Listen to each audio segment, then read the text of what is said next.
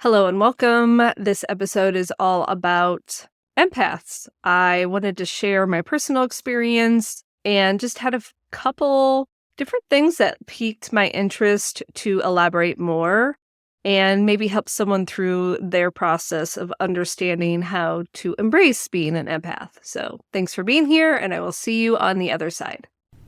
Welcome to Float Activity, a place to inspire and empower beings to embrace self-love and self-development for an achievable balance of productivity. I share different ways to come back to your intuition through spirituality, self-care, human design, cycle planning, wellness, and everything in between. Thank you so much for joining me this week. If this is your first time, welcome. And if you've been here with me before, thank you so much for coming back. I'm so excited to join you in this journey as we learn together. Welcome to the empath episode. What exactly is an empath? By definition, it is a person who is highly attuned to their feelings, emotions of those around them. Empaths feel what another person is feeling at a deep emotional level.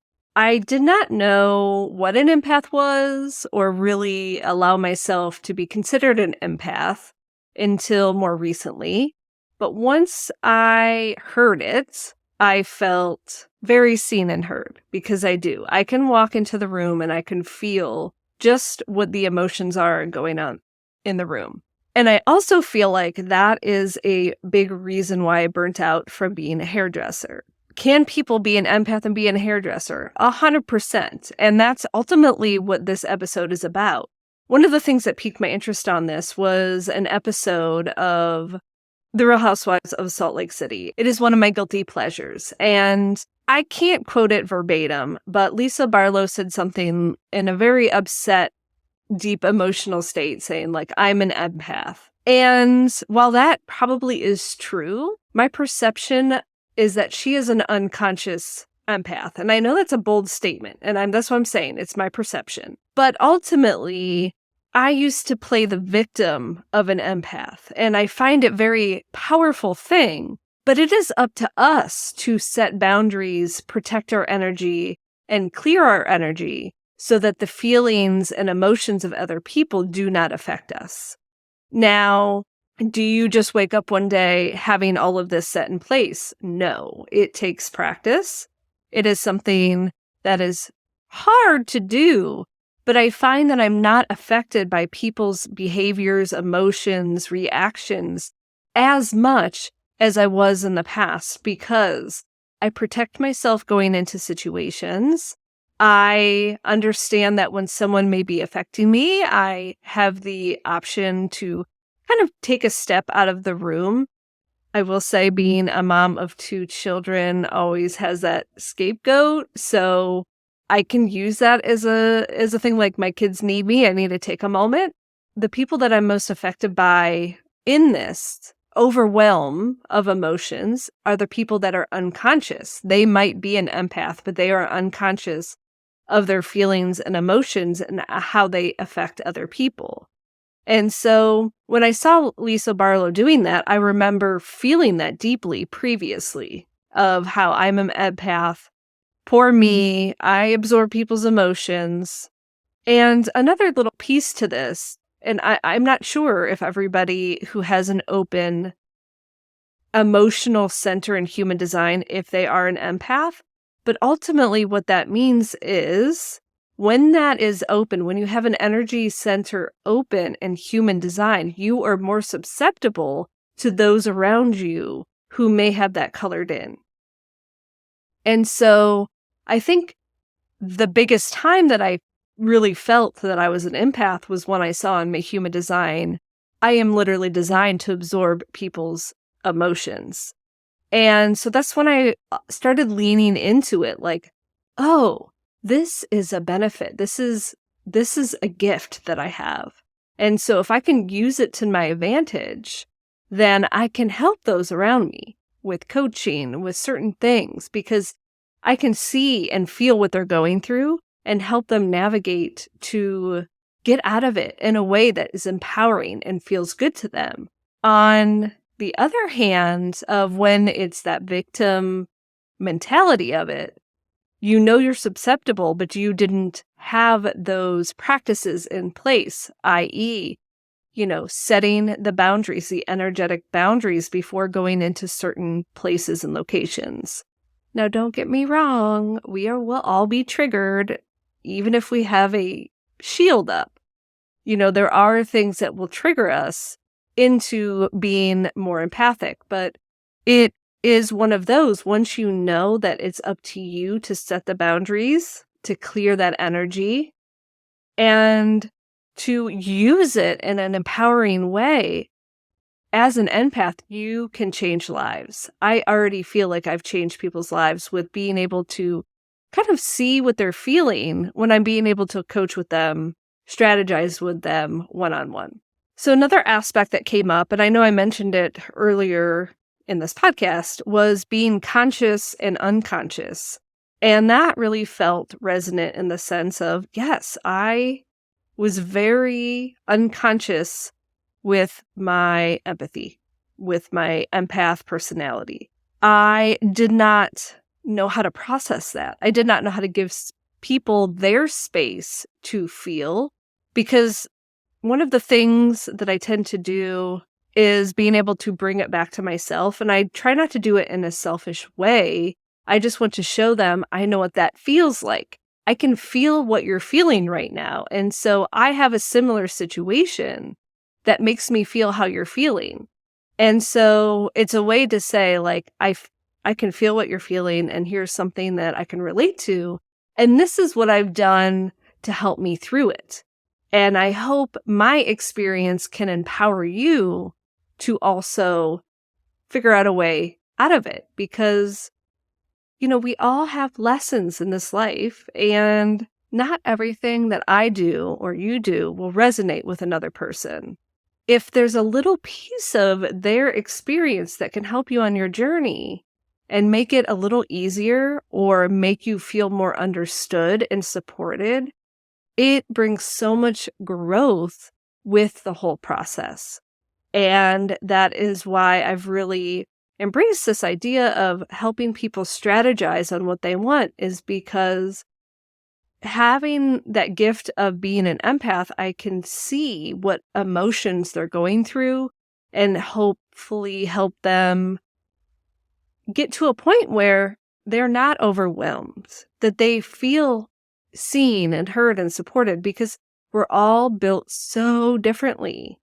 And I think a lot of empaths try to fit in a box that someone else built.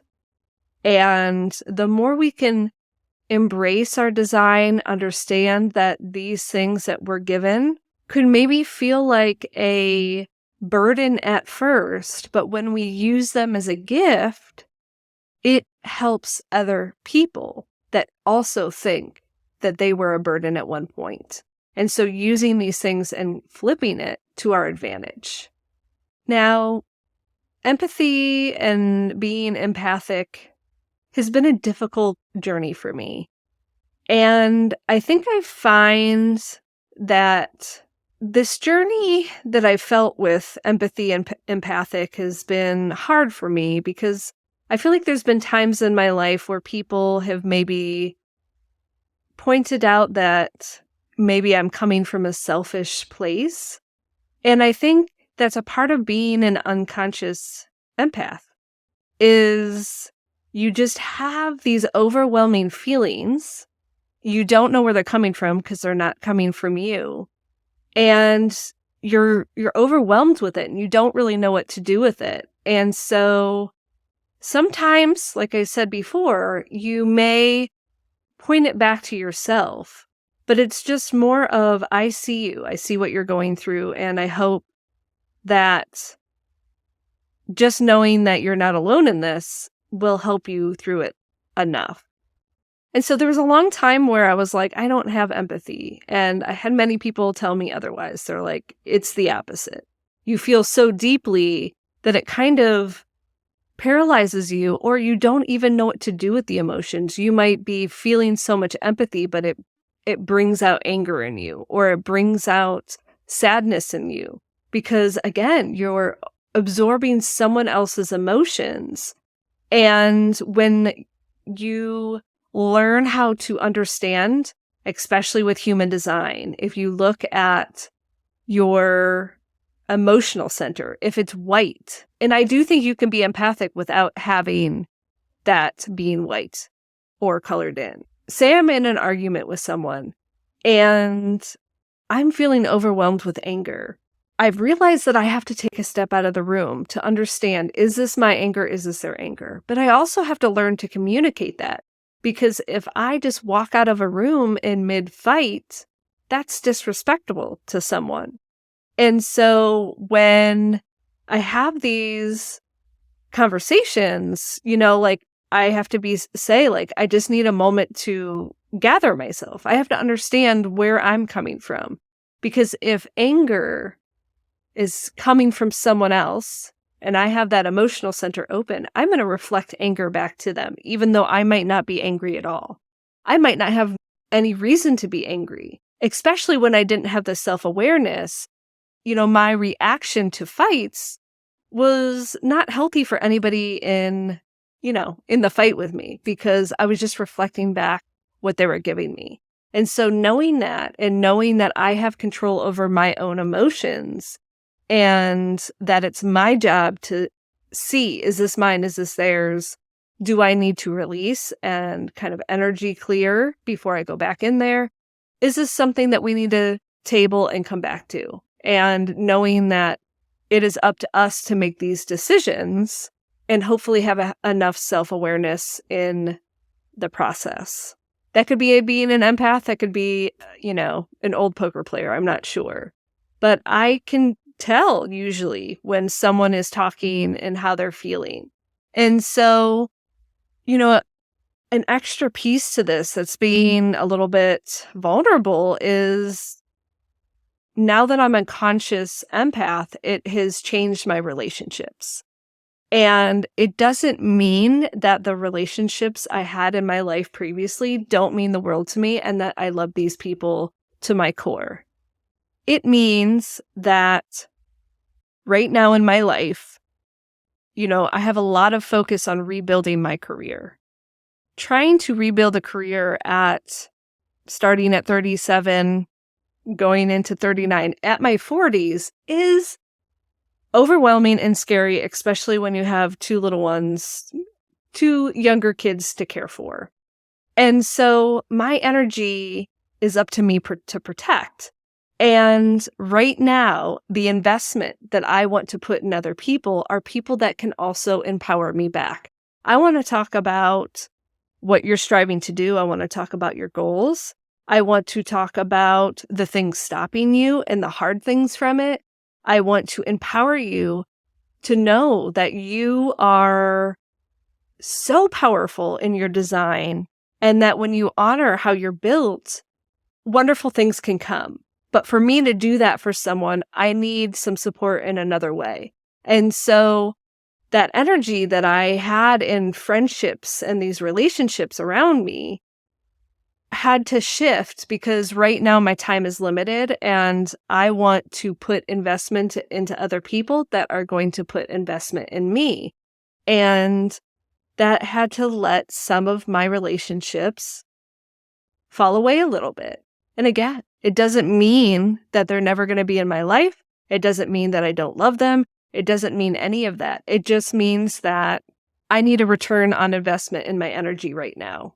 And it feels good. The relationships I've built in the last year have been amazing. The people that I've come across, because they are in the same place they are in their life. They're trying to build something purposeful and meaningful, empowering, that are going to help other people in their journey. Because when you start living from a place of purpose and alignment and empowerment, it's like something I cannot describe. And I want other people that are doing the same thing in my circle, on the video calls with me, in my emails. And I want the people that are ready to make that step in my business. I'm very purposeful on who I put around in my orbit, because I know people are built so uniquely and so powerful in their own way. And if they could understand that, if they are willing to understand that, I want them in my circle because I want to unlock their gifts so that they can do what they're meant to in this lifetime. Because life is short. Time, we don't have much of it. So I want to make sure that the time I'm spending right now has purpose, it feels good, and that it's going to give me another tool to put in my tool belt to help someone else. To know that we are making a change in this world because there's so many scary things happening. And my energy, my life of an empath is not meant to get in the darkness of that because I'm left paralyzed. That's just how I'm designed. I will be left paralyzed if I bombard myself with the news and too much social media and too much negativity because I know it exists, but I personally think, and I hope this doesn't come off as toxic positivity. And honestly, you can see it in people's human design. There's people in this world that are meant to be activists. And while I feel like I'm an activist for healing and empowerment, when it gets to the nitty-gritty, I get paralyzed when there's too much hate and fear involved in it. And so my goal is to say, hey, you're meant to be an activist. Let's look at your human design so you can be the best possible activist out there so you can make a change in what you're good at. And guess what? You are so good about reflecting back to people what they need to do in their life. You should be a coach. And you know what? You have the biggest heart and you have the details meant to be a hairstylist and to make someone feel beautiful. And so in this episode of being an empath, I just think that a part of it is we're all so unique in how we're built, and knowing you are an empath is the first step into embracing it and understanding how you can protect yourself, how you can set boundaries, and how you can clear your energy. Those 3 things are really important for you to utilize the gift of being an empath and use it in whatever career that you're doing. And so a little piece just to end this is if I was still a hairdresser, what I would do to embrace being an empath. 1, I would protect my energy before going into work. I would do an energy protection meditation. I find that guided meditations really help walk you through the process because sometimes starting from scratch is overwhelming. And so having an energy protection podcast, I will link that in the show notes. If you want to have one, save it, come back to it. Start your day with energy protection. The next thing that I would do is figure out an energy clearing practice. I also have a meditation that I will link in the show notes. It can be 5 minutes or I want to say 11 minutes. You can make the choice on the time. I did a short one because, sometimes you need 5 minutes in between a client to be able to clear that energy. Please, by all means, energy clearing is important. You can take my meditation and script out something that you just look at your notes and you say out loud to yourself, or you say in your head to yourself, something, because spending 30 seconds clearing your energy is going to do so much more than doing nothing at all. Another way that is really important to clearing your energy that you can do that just takes a second or two is drinking water and imagining the water going through your body and clearing it.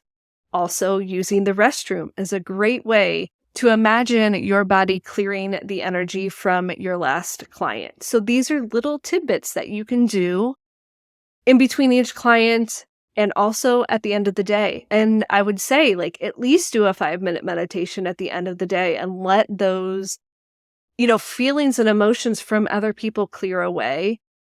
I feel like how many times I would stay up and not be able to sleep because I was holding on to so many people's emotions. And so just know that you have the power to protect yourself, empower yourself with it. Because being an empath as a hairdresser is probably one of the biggest gifts you can give your clients or your guests. And making sure you're not taking the energy from client to client along with you, because highly empathic people can feel that. They can feel when you've brought on someone else's energy or your own energy into that. And so just having awareness of energy will also help you navigate being an empath. So I hope you enjoyed this episode, and I'd love to hear from you if you have any ideas for an episode or a meditation. And as always, if you want to learn more about this episode, check the show notes, and we will chat soon.